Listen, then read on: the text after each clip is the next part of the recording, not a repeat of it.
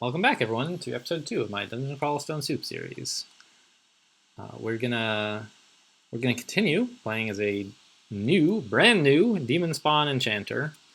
Again, maybe not the best class, but the one that I want to not class, best character, but the one that I want to get some practice with. So we're gonna set up the same preliminaries we did at the beginning of the last game. And again, if you haven't seen the first game, I played very slow that game. I was explaining maybe some more stuff than I needed to. I don't know if it was enough for the super ultra new players, and it was probably too much for the medium players. So I'm going to be playing a bit faster this game. I'll slow down some because this is not an easy character to win, and I would like to win. But I'm not going to be stopping to explain every little thing that I'm doing. This hobgoblin, sure, he needs some. Oh my god. Get out of there. I think only the hobgoblin saw me, so let's try to keep it that way. All right, the newt either saw me or left it, or maybe he heard me fighting the goblin. Actually, that's a thing that happens. But we killed him, no problem. I'm butchering this. What did I even butcher? The newt, I guess. I'm not just because it's sort of like a habit. Most of the time, most of the food you end up eating is your fallen enemies. This early in the game, you don't really need to because you are kind of full-ish, and the food will rot before I get hungry enough to want to eat like a friggin' dead newt. But it just was like sort of a habit to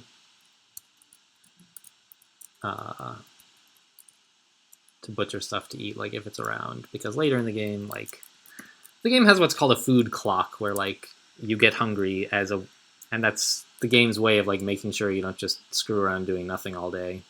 You actually go out there and explore the dungeon. It's not really a very interesting food clock if you know how to play.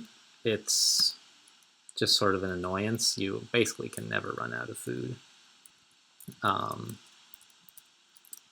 But you do have to at least butcher some corpses to eat them. I'm really hoping this second jackal somehow doesn't see me, but I don't think that's going to happen. This early, I don't really need to worry about food at all. Okay, so this is not great. That's the thing about jackals. You kind of you can't run away from them. Okay, great. So he's almost dead. I'm almost dead. It's just a matter of who hits who first is going to survive this. He's got a corona on him, so hopefully I'll hit him. And I did. All right. Antennae. Ugh, not my favorite.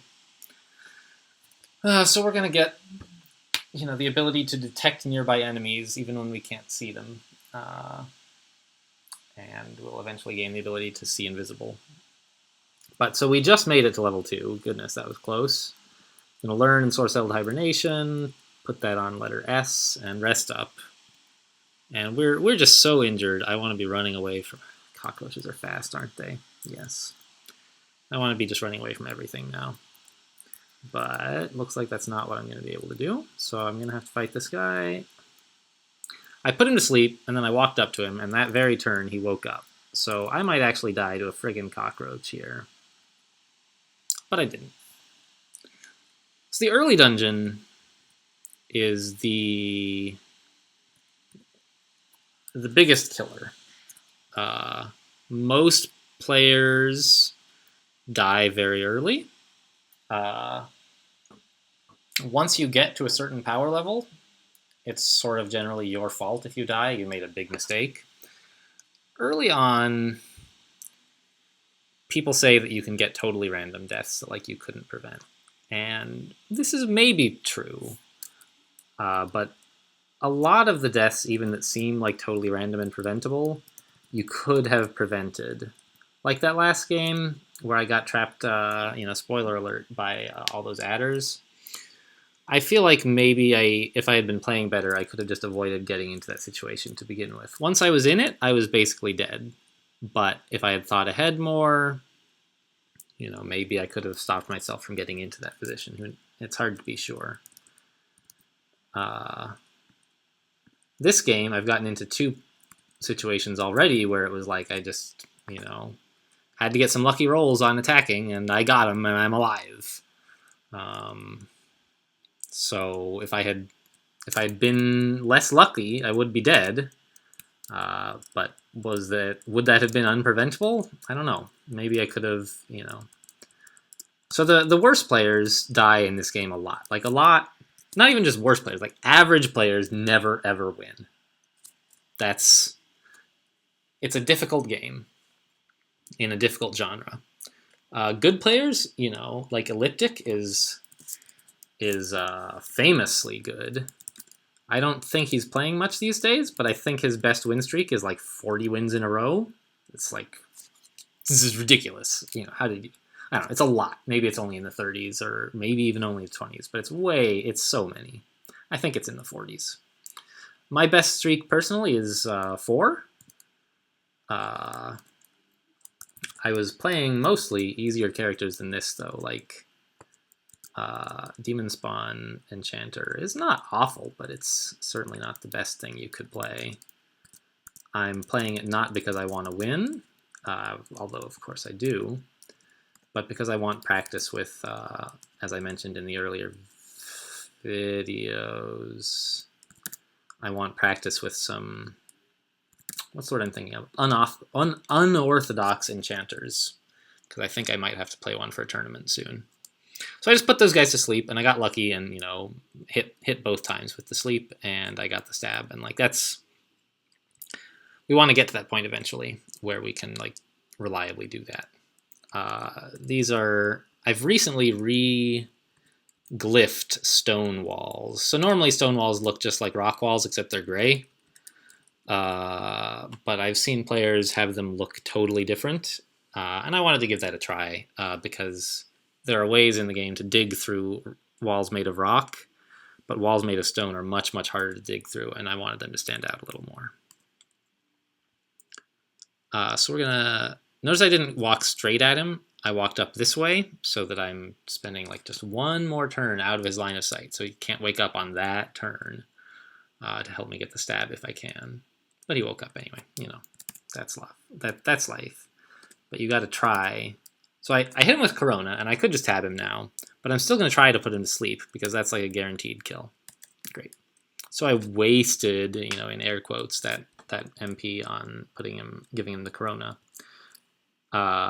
Okay, so this stone wall often is associated with like not random dungeon building, but a pre-designed... So the dungeon is randomly built, and it's different every game, but there's some pre-designed what's called vaults that are small sub-areas that were built by a human, and they often have stone walls to like stop you from digging into them at inconvenient places. So now that there's a stone wall, and my antennae that I grew are letting me see that there's a bad guy here. I don't know what it is. Could be easy, could be hard, but I just don't want to deal with that right now because it's in a stone thing that could be pretty tricky. So I'm going to tell the game I've marked that as excluded, so I don't want auto-explore to take me inside of that thing. And now I'm just going to go back to auto-exploring the dungeon. And honestly, one jackal at level 2 is not a big threat. What I need to do is avoid fighting several jackals. And this one, I mean, yeah, he could kill me, but he probably won't, right? There, so he's dead. And he barked, making some noise, so I ran away as much as I could before fighting him, so that other jackals, or goblins, or whatever, in the area wouldn't show up for the fight. And as you can see, just as I finished him off, another jackal appeared. So I feel really good about having run away there. And I'm just going to heal up around the corner, and there's the other jackal. So I'm going to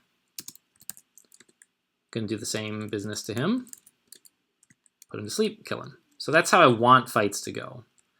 Eventually, we may be able to get to the point where we can make fights go that way reliably. But right now, you know, we're relying on a lot of luck to get this to happen. Our spells will often hit, but you know, 1 or 2 misses in a row, and bats are just not even really worth bothering with. An ooze, huh? How tough is an ooze? I don't remember. No, it doesn't say. Okay. So there, it looks easy. All right. But it has like high magic resistance, right? So yeah, so my hexes are not going to work very well on it. Even Corona is going to miss most of the time. Slightly more than half of the time. And I just don't really want to fight that. So that's something that I mentioned in the first video is, you know, we're not the hero here. We're the player, and we're stronger than most of these enemies for sure. You know, rats, whatever. But shoot, I wasn't paying attention. I took 2 moves while next to an ooze. What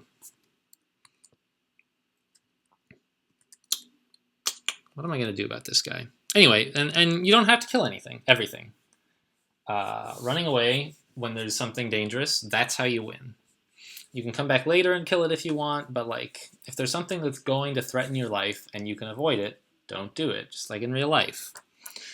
That's sort of what happens when the game when death is permanent. All right, so I guess I'm going to try to Corona him and just hit him. And I'll try putting him to sleep. Yeah, it didn't work.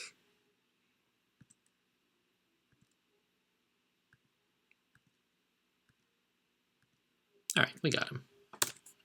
And so every 3rd level, in addition to all the stuff you normally get when you level up, you get to pick one of your stats to make better. You can be smarter, stronger, or more nimble. And we're going to be focused on intelligence and dexterity because we're casting spells and sneaking around. But for now, I'm going to take intelligence, I guess. Dexterity is best for letting you dodge. So these stats, I don't know if you guys can see my mouse cursor, but AC on the left of the stat bar near the middle is, can you see it? I don't know. AC is my armor. The higher that is, the better. EV is my evasion, helps me dodge attacks. SH, which I probably won't have any of for quite a while, is shield. So dexterity would have helped my EV if I had some dodging trained, and I have a little, but not much, so it's not that important early on, whereas intelligence is going to make my spells better. Now that we're level 3, we can learn some new spells. My favorites here are Confuse, which sort of does what it says on the tin. It makes an enemy confused, so they don't fight very well, and you can sort of catch them unawares, get stabs. Or Tukima's Dance, which makes an enemy's weapon leap into the air and start hitting them. So it's really, really good for guys with weapons. And I want both of those spells, but I'm going to start with Confuse, which works on everything. Whereas Tukima's Dance would only help with stuff that has weapons. And I'm going to put that equals spell B, C, put that on C. And then I'm going to rest and get back to exploring. So I think we're just about done with Dungeon 1. And we're going to pretty soon, yeah. So we have the choice of either going back to check out this vault that we marked as too scary to deal with, or going downstairs. So these are stair markers. We can go up or down. These are down, and this is up. If we went up, we would be leaving the dungeon, which means we would lose the game. We'd be alive, but we'd lose. You know, the only way to win is to get out of here with the Orb of Zot. So I think I'm gonna. This is probably the wrong thing to do, but I am gonna try to explore this vault, see what's in it. Okay, all right. So there's an altar of the Shining Ones. This is our first experience with religion.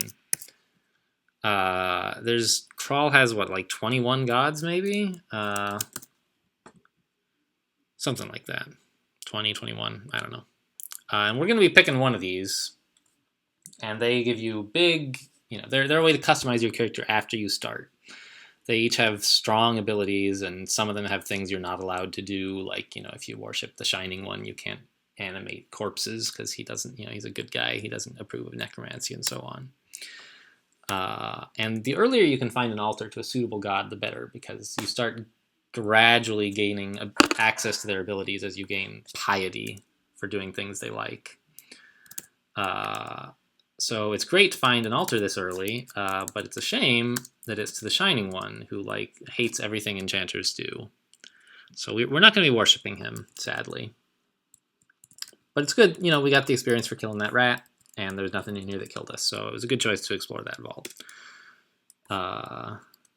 So we're now basically done with Dungeon 1. You know, it turns out there was a hobgoblin left somewhere that we need to kill. I noticed that we're hungry, so I could eat.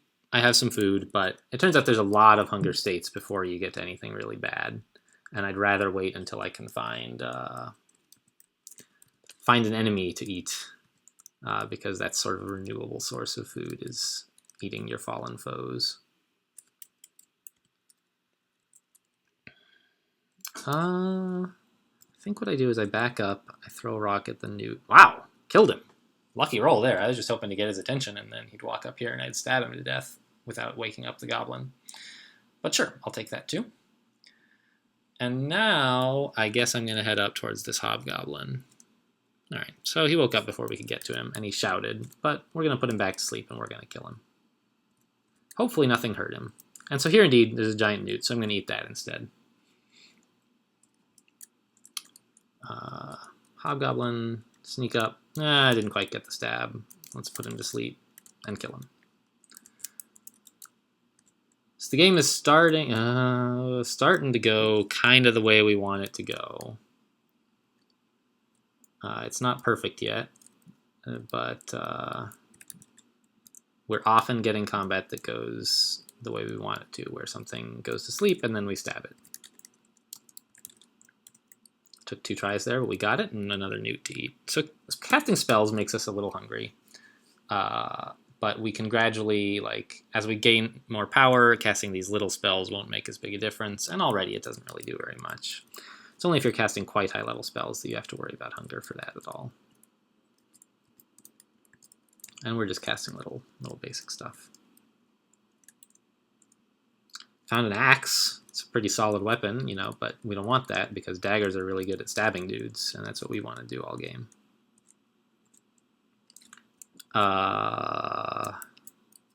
This hallway looks suspicious. Right? It's so straight and narrow. Yeah, okay. So I've seen this hallway before. So that's the thing, is like the crawl is as a roguelike, it's what's called procedurally generated. There's a computer generating new dungeons that nobody's ever seen before. But there's also, like we saw earlier, these vaults, like that shining one, altar. What is this door all about? And so there's some sort of content that recurs throughout games. And this was placed randomly in my dungeon. But it is itself sort of deterministic. And I don't really know what's in all these doors. It's not necessarily the worst thing ever, but it could be kind of bad, so I've marked it all as excluded for the moment. And I'll come back to it later, probably. But I just don't want to auto-explore into there without being prepared. Throw a rock, I guess? Put him to sleep? Sure. Adder. So adders are one of the big early game threats. They're snakes. You can tell from the capital S, and also if you know what an adder is. But they're venomous, unlike the ball python we just fought. I mean, ball pythons are scary too, honestly, but adders are fast, and they're kind of hard to hit, and they poison you. And like poison does a lot of damage over time, which later on is not such a big deal, but early on, like, when you don't have anything to heal yourself, damage over time is just as bad as damage right now, and so you can just be poisoned to death pretty easily. So what if I were to say don't go see that guy? Is there anywhere... Oops. Is there anywhere left in the dungeon we could go? Okay, so basically we've been everywhere except where that adder is, and in this hallway vault, I guess. And I think I would rather check out the hallways than the adder. So let's go ahead and mark this door as okay to use and see what happens. There's a worm, which is very slow but quite powerful. So you got to be careful with him, but if you are careful, he really can't kill you. And a goblin and a kobold. So there's a lot of stuff in here, honestly. Let's just close that door for the moment, see if we can find a better one. A goblin and a ball python. All right, that's all right, I guess. So I hope they can't hear him in the other room there. I didn't hear any of them shout, so I'm hopeful they're not coming after us. Yeah, it doesn't seem like they are. And in here we've got a cloak, which is great. We can wear that in addition to our robe, and it gives us a slight armor improvement, so we're a little bit more resilient to being killed. And I'm still just going to leave that room alone for the moment. I can get back to it later. So it looks like there's going to be bad guys in each of these rooms, which means there's a lot of experience in here, but we're going to have to be careful not to bite off more than we can chew.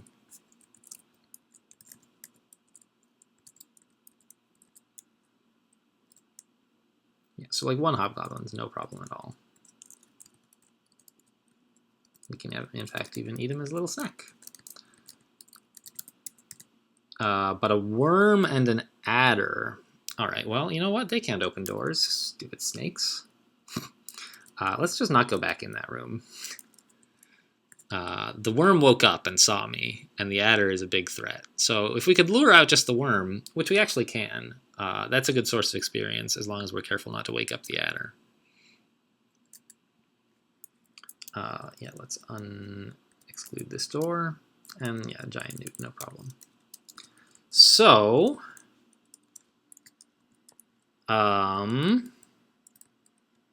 let's go back here. This room shouldn't be too bad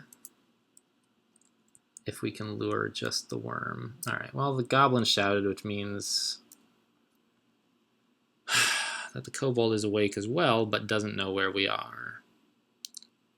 So I'm going to run this way. And the worm and the goblin are chasing me, but the hobgoblin doesn't know what to do. And the worm is too slow. Or the kobold, rather, doesn't know what to do. The worm is too slow to keep up. So we can get a one-on-one with this goblin, which is what I need. Because he's not a giant threat. He's fine. He's weaker than a hobgoblin. We've killed plenty of hobgoblins. And now I want to 1v1 this worm without the kobold knowing about it. And worms are very slow, so I'm going to get a lot of chances to throw at him.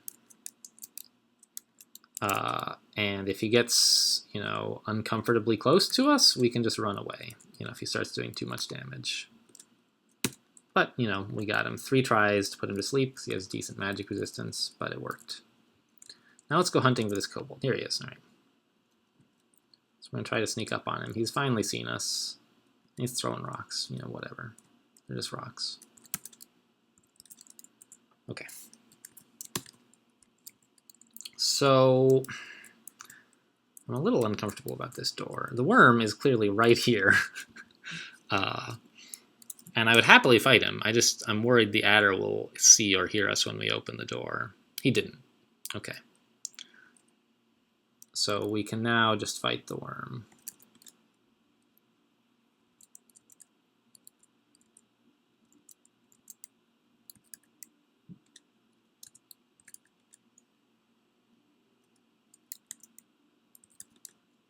All right, so he's won a coin flip 3 times in a row, which kind of stinks. But, you know, that's the thing about worms. You just leave. If you don't... Oops. I should be paying more attention because this kobold is a threat. Got him. Where are the upstairs? So that's a really useful thing to know pretty much all the time, is where is your nearest upstairs? Because you can use those to run away. Enemies typically don't travel between floors unless you are... unless they are adjacent to you. When you use the staircase, they'll follow you. Where did this kobold get to? Oh, I don't know. Oh, we killed the kobold. It was the worm we were looking for, right? So you can use staircases to get away from enemies temporarily. Or to isolate enemies by having only one follow you up the stairs. Okay. Actually, well, so we have to either go downstairs or fight one of these 2 adders. And this one is guarding some loot, so like he's the one I would pick if I had to fight one. Okay, there's also a goblin. Okay, all right, that was really dumb. I was overconfident and I thought I could get in there and just like stab him. Which I mean maybe I could have, but it was not a risk that I maybe should have taken. So we're gonna try putting this adder to sleep. He's a real big threat. All right, we got him. We got him. And we got more Demonspawn mutations, which it turns out is just our antennae grew some more. So, okay, I guess. Not best, but fine. It should help us, actually, as a stabber. We'll have a better idea of what kind of situation we're walking into, because we can sense enemies through walls. That's pretty cool. So maybe I can make use of that. Normally, I'm not a big fan of antennae. So there's an enemy up there, and he's awake. So is it another bat or something? Is it the adder? No, it's a kobold. Ugh, and he shouted, of course. A whip of pain? Oh man, that's gonna hurt. And there's also now this adder is probably awake. So I'm gonna back up from this. Yeah, I don't want to get two on one by these guys. What about confuse? I think what I'm going to do is back up a bit more and try to confuse the kobold so that he fights the adder for me. Yeah. Yeah. Okay, they seem to be missing each other a lot. That didn't really work very well. I should have been throwing rocks at them instead of just waiting. That was a waste of turns.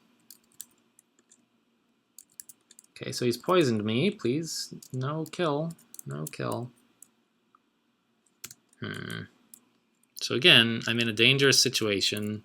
Even though I'm at 26 out of 30, it's dangerous. So I'm looking through my inventory to see if there's anything I can do other than just like keep attacking him. And I don't really see anything great. I can quaff some random potions and, you know, maybe that would work. But right now, I feel like just hit him, get some MP back, and try again to put him to sleep. How poisoned am I? It's not that bad. Yeah, I don't think I should crone him. I need the MP for sleep. All right, so put him to sleep. Got him. Okay. So Whip of Pain is a pretty good weapon for some characters. Basically, Pain is the better you are at necromancy, the more damage that weapon does when you attack. And necromancy is the kind of thing that enchanters often go into eventually, but we don't have any of it now, and we can't really get any. We've got more important things to focus on in the short term. And we want to stab things, so a whip is not the best option, really. Okay, another monster, and it's moving, whatever it is, so it's awake.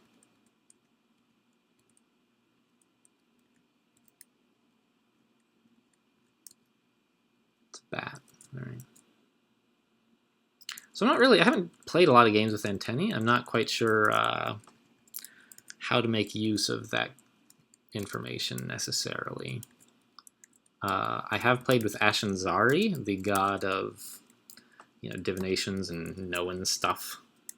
But Ash gives you even more information than that, and I'm sort of used to making use of that, where Ash will tell you, like, this monster is scary, you know, or this monster is easy. So anyway, we're done with Dungeon 2. I wonder if I can see how long the video has gone. It's been half an hour. So I think I'll cut this one here, and then I'll start right back up with episode 3. So thanks for watching. I'll see you in the next one.